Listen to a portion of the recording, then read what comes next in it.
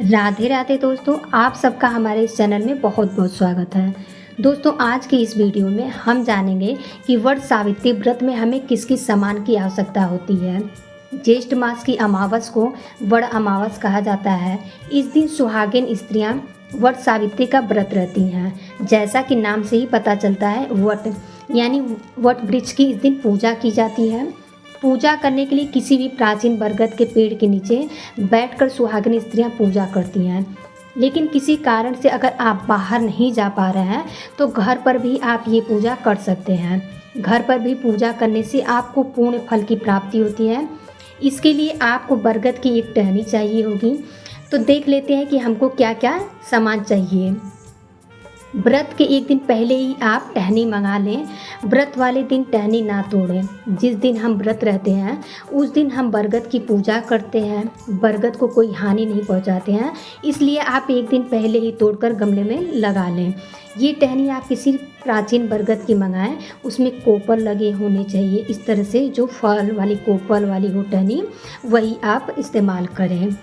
कहीं कहीं पर यही फल को खाकर व्रत का पारण किया जाता है। तो चलिए देखते हैं कि पूजा में हमें और क्या क्या सामान चाहिए। अगर आपके पास वट सावित्री व्रत की कथा हो तो वो ले लें, नहीं है तो कोई बात नहीं।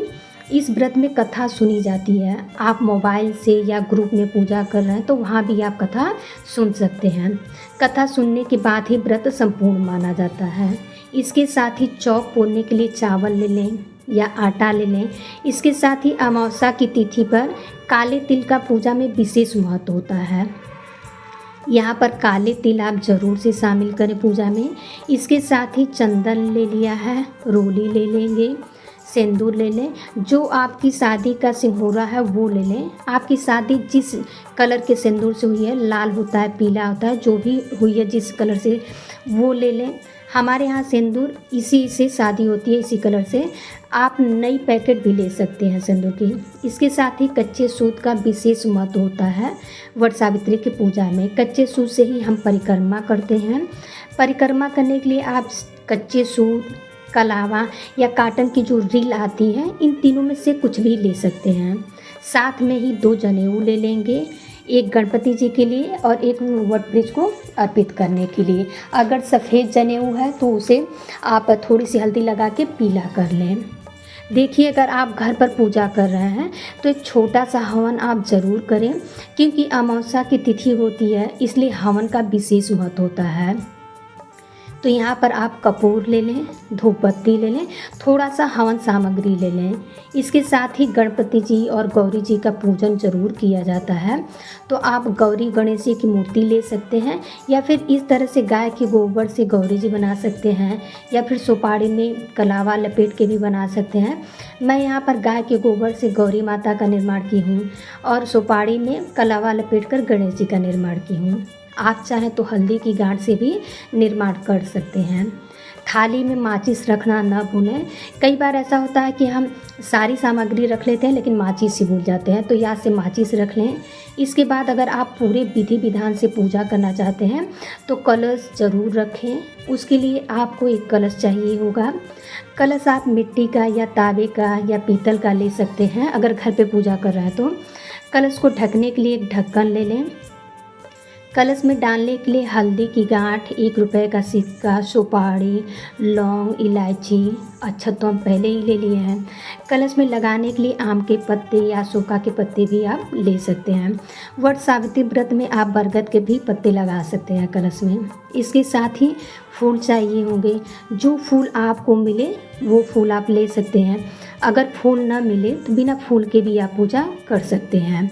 वट सावित्री व्रत में अंकुरित चने का विशेष महत्व होता है। चने को एक दिन पहले ही रात में भिगो कर रख दें। उसके बाद सूती कपड़े में बांध कर रख देंगे तो जल्दी अंकुरित हो जाएंगे। इसके साथ ही पूजा में वट वृक्ष को ऐपन से छापे लगाए जाते हैं। इसके लिए आप चावल के आटे में हल्दी मिलाकर इस तरह से ऐपन तैयार कर लें, या फिर चावल को रात में भिगो कर सुबह हल्दी डालकर पीस लें तो ऐपन तैयार हो जाएगा।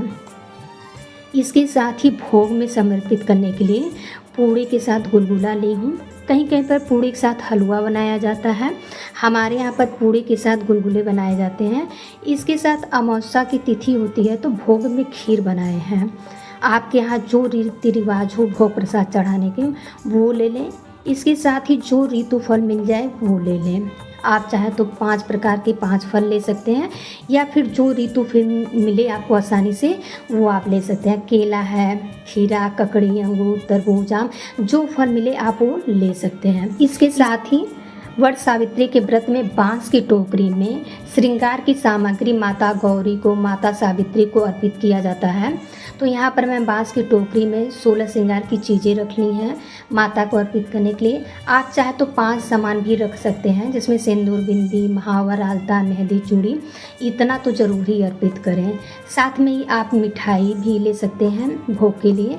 इसके साथ ही अगर आप बायना निकालते हैं तो उसके लिए आप साड़ी या सूट या 1.25 मीटर कपड़ा आप ले सकते हैं।